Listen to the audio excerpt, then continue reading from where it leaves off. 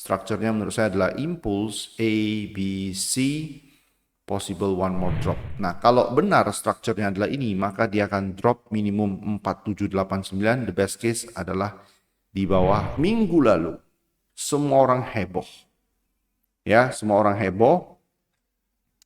Tapi buat kita yang ngerti structure, kita harusnya semestinya tidak perlu heboh. Kenapa? Wah, break nih di bawah 60.000 nih. Eits, kalian lihat. Impulse A, B, C.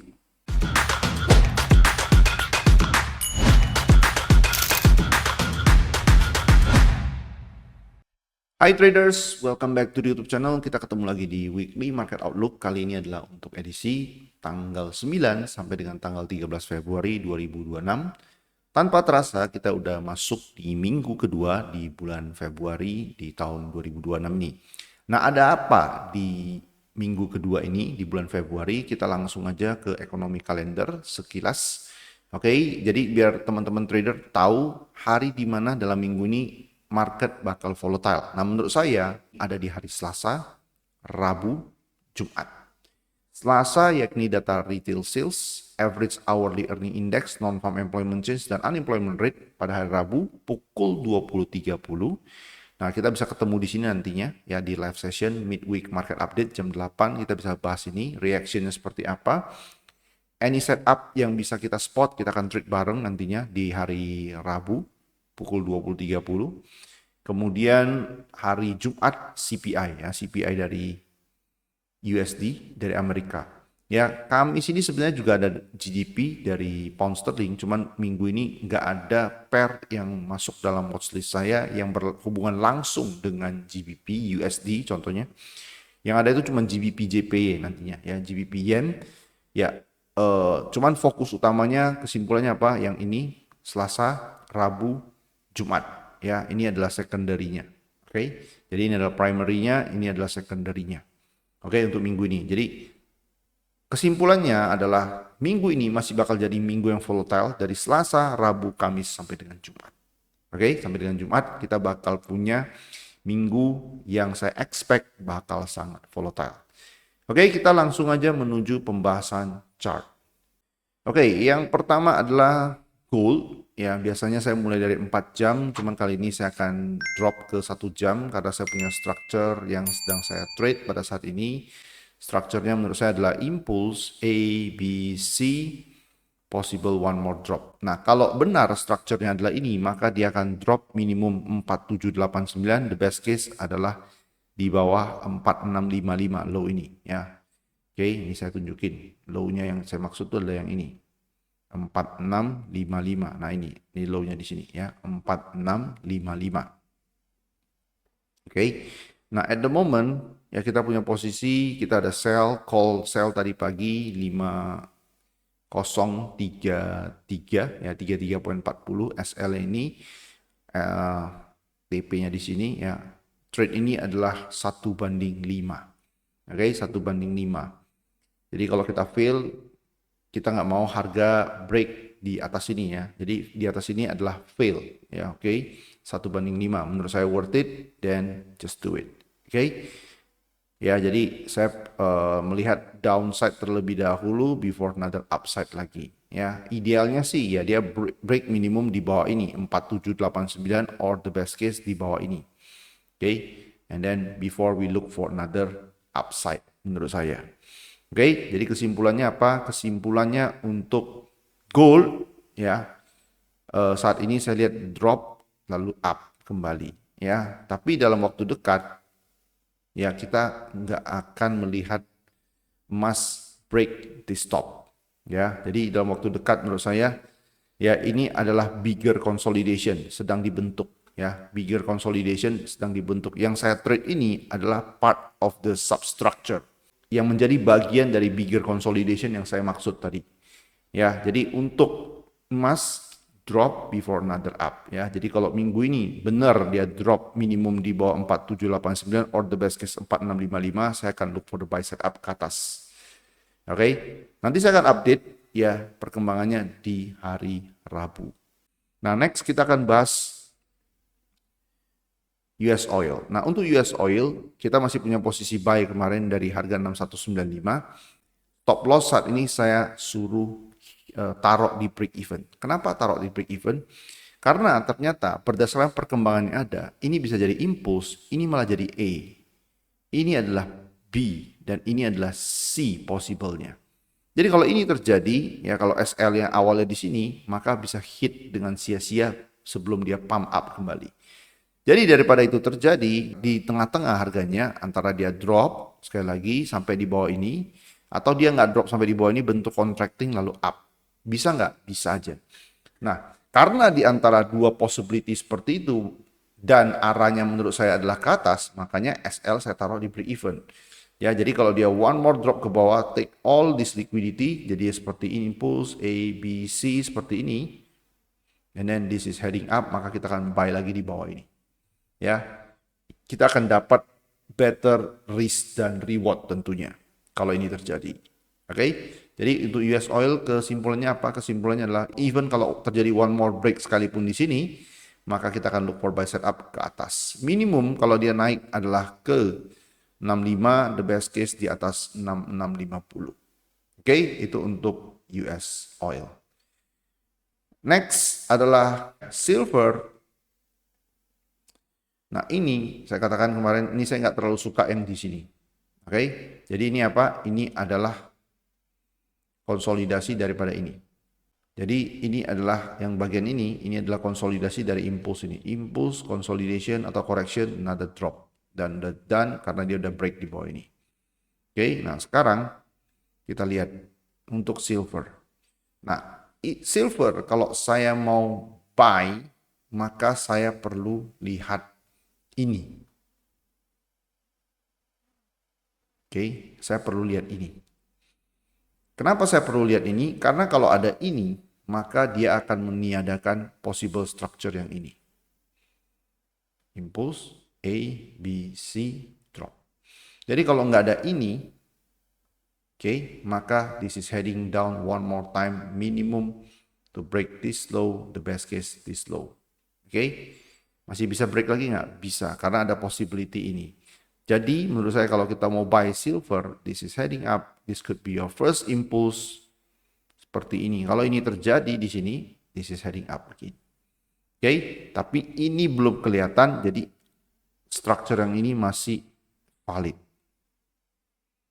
One more drop. Minimum take this low, the best case this low. Oke, itu untuk silver. Next kita akan bahas kategori forex. Yang pertama adalah USD Yen. Nah, menurut saya USD Yen ini adalah possibility-nya. Oke, ini adalah possibility-nya. Cuman yang saya nggak suka dari possibility ini adalah time factor reason. Kenapa time factor reason? Nah, asumsi benar ini adalah corrective structure-nya. Maka corrective structure ini masih relatif kecil dibandingkan impulse ini. Oke, benar ya? Ini kan masih lebih pendek kan waktunya kan? Nah, kalian bisa ukur. Ya, kita bisa ukur. Nah, kita ukur bareng nih di sini. Ya kan ini impulsnya. Nah, impulsnya ini berapa lama? Nah, lihat nih. Impulsnya 40 bar. Kalau ini benar sudah kelar, maka ini berapa? Cuman 9 bar. It's not over yet. Jadi kalau ini benar mau begini, maka dia harus 40 bar lebih. Jadi di sini. Jadi baru bakal mulai naik lagi Senin depan. Kalau ini bentuknya. Oke. Nah, jadi siap-siap untuk buy, tapi saya nggak mau buy di structure kayak gini. Oke, saya nggak mau buy karena saya perlu koreksi yang lebih lama daripada impulse ini. Dan kalau secara risk reward kita ukur ya, secara risk reward dari Fibonacci, sudut pandang Fibonacci, ini baru berapa persen? Ya, ini not even 38.2%. Jadi kalau saya perlu extra drop kembali. Kalau dia drop. Kalau dia nggak drop, up, let it be. Ya. Karena kalau kita kejar pun, ini risk rewardnya nggak worth it. Oke, itu menurut saya untuk USD Yen. Jadi kesimpulannya apa? Kesimpulannya adalah saya akan buy ini kalau dia drop more. Oke, complete correction dari segi waktu sudah lebih lama daripada impulse before another up. Ya.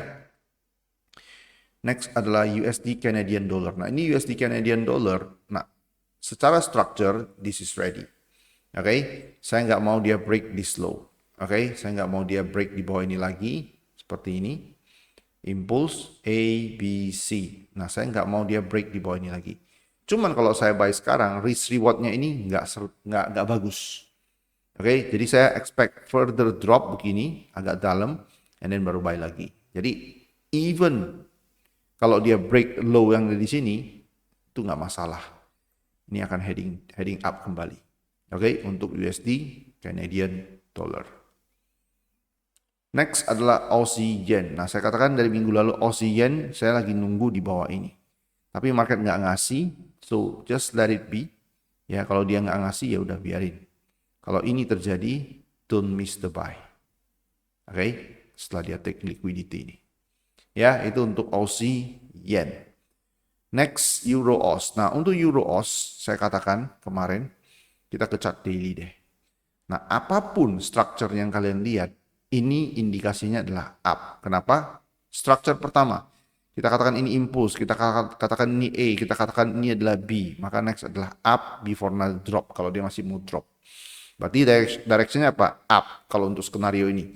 Skenario kedua adalah yang ini. Ini saya gambar pakai ini aja ya. Pakai pensil ini. Impulse A, B, C. Nah, kalau ini terjadi, minimum dia akan naik break di stop or even di stop. Jadi dari dua skenario yang bullish maupun bearish, this is heading up. Jadi look for the buy setup menurut saya. Oke, saya sudah update kemarin di midweek market update, saya katakan do not miss the buy this one karena ini akan bakal besar ke atasnya, bisa ribuan pips ke atas. Oke, kalian imagine aja dari sini ke di sini 1.81. Sekarang baru 1.68. It means sekitar 1.200-an sampai dengan 1.300 pips ke atas untuk Euro Aus potensialnya. Next adalah Euro Canadian Dollar. Nah, untuk Euro Canadian Dollar, minggu ini saya akan look for sell setup. Kapan sell setupnya sebaiknya kita baru plan? Ketika dia minimum bisa break top di sini. Ini ya.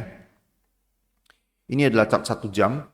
Ketika minimum dia bisa break top yang di sini. Jadi ini adalah impulse, ini adalah A, ini adalah B, jadi begini. Oke, heading down. Oke, dengan catatan harga mesti respect top di sini. Ya, 1.63942. Next, GBP Yen. Nah, untuk GBP Yen, menurut saya, ya ini menurut saya, saat ini, this is heading up, dan kalau ini pun masih belum langsung naik ke atas, ini adalah apa? Ini adalah part of the correction, begini.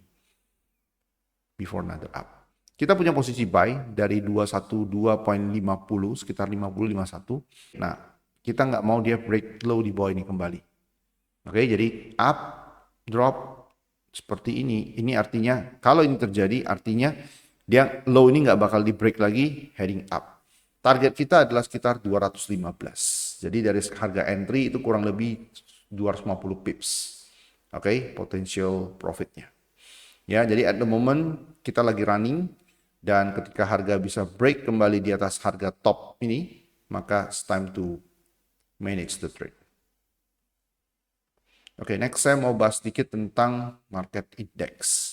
Untuk market index ya, congrats buat teman-teman yang kemarin ada buy di sini.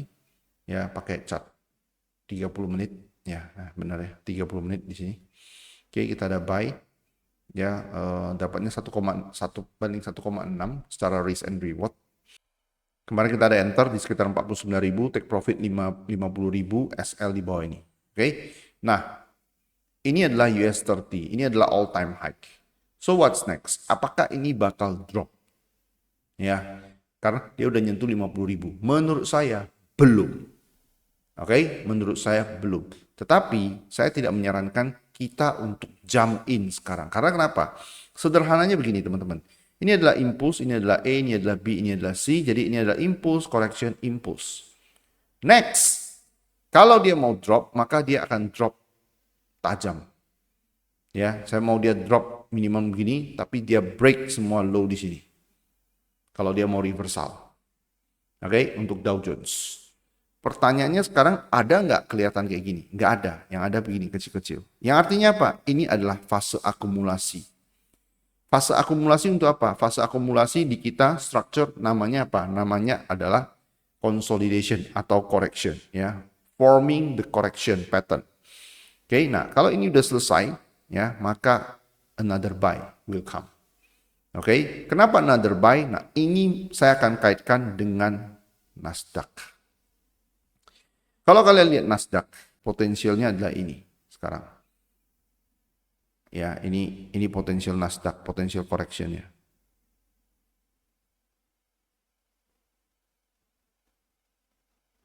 Yang ini. Oke, kalian lihat ini dihapus saja. Ya, ini dihapus saja. Ini adalah substructure-nya, nggak ngaruh. Nah, yang ini. Oke, jadi untuk minggu ini saya akan incer buy untuk Nasdaq, impulse A, B, C. Ini apa? Perfect expanding flat. Tidak boleh break low di bawah ini. Oke, tidak boleh break low di bawah ini. Nah, ini untuk Nasdaq. Nah, sekarang kalau belum masuk, gimana nih? Udah terbang nih. Ya, gimana nih? Apakah kita enter sekarang? No. Nah, justru ini bagus. Jadi kalau kalian paham structure, saya sering mengatakan, bagi kalian yang paham ini, kalian nggak akan FOMO. Walaupun kita nggak bisa buy dari bawah ini. Nggak ada masalah. Ini impulse. Terjadi change of character di sini, benar? Nah, kita perlu ini aja. Jadi kalau dari sekarang sampai mungkin Rabu atau Kamis terbentuk seperti ini tanpa break low di sini, ini saya sudah tahu, this is heading up. Oke, maka dia nggak akan ambil low di ini lagi, heading up. Ke berapa? 26.300 sampai 26.500. Oke, itu untuk Nasdaq. That's why saya katakan, karena ini masih potensial up ke 26 ribuan, ini masih akan konsolidasi. Another up will come. Oke, kecuali kemarin ini setelah 50 ribu, si Nasdaq ini udah di top 26.500 or even 27 ribu. Dia kalau udah di top, ini di top, maka pandangan saya akan berbeda lagi. Oke, tapi kalau karena kondisinya ini on top, ini belum, dan masih ada structure yang menunjukkan ini bisa naik, maka bukan tidak mungkin ini juga akan ikutan naik lagi, walaupun sudah di 50 ribu. Level 55 ribu sampai dengan 60 ribu bukan angka yang tidak mungkin untuk Dow Jones.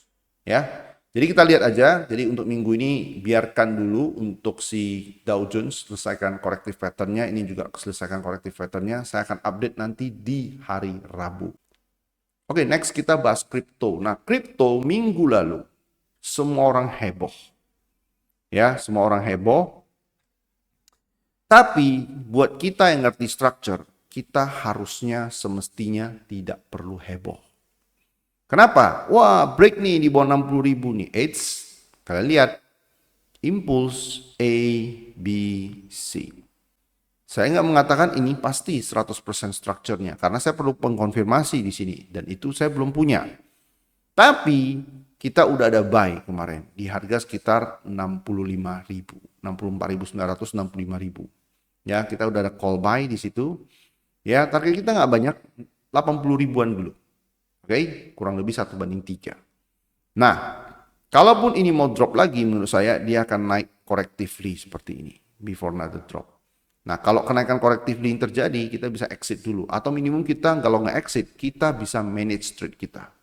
Karena dari time frame besar, ya ini, impulse A, B, C, this is heading up, ya, to break this top or even this top. Harusnya. Cuman kita nggak tahu, pertanyaannya adalah apakah dari sini dia naik atau dari sini dia sekali lagi begini, drop sekali lagi, dia extend ke bawah baru naik. Gak ada yang tahu. That's why tadi saya katakan 1/3 risk and reward kita. Ya, karena kita mau take profit di 80 ribuan. Oke. Kalaupun dia drop sekali lagi, biarkan dia drop. Kalaupun setelah take profit dia mau naik lagi, dia akan kasih another complete correction nantinya. Seperti ini. Baru kita buy lagi.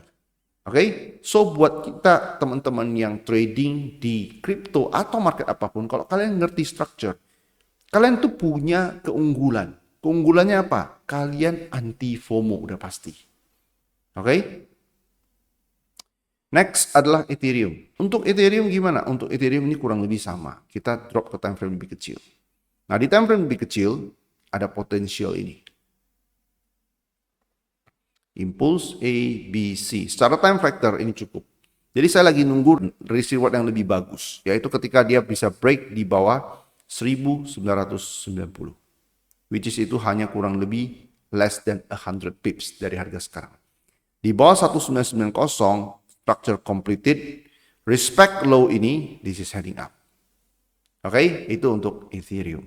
Ya, nanti saya akan update lagi. At the moment ini belum complete correction ya. Impulse A, B, C ini masih apa? Ini masih adalah sebuah running flat. Dan saya nggak prefer trade running flat.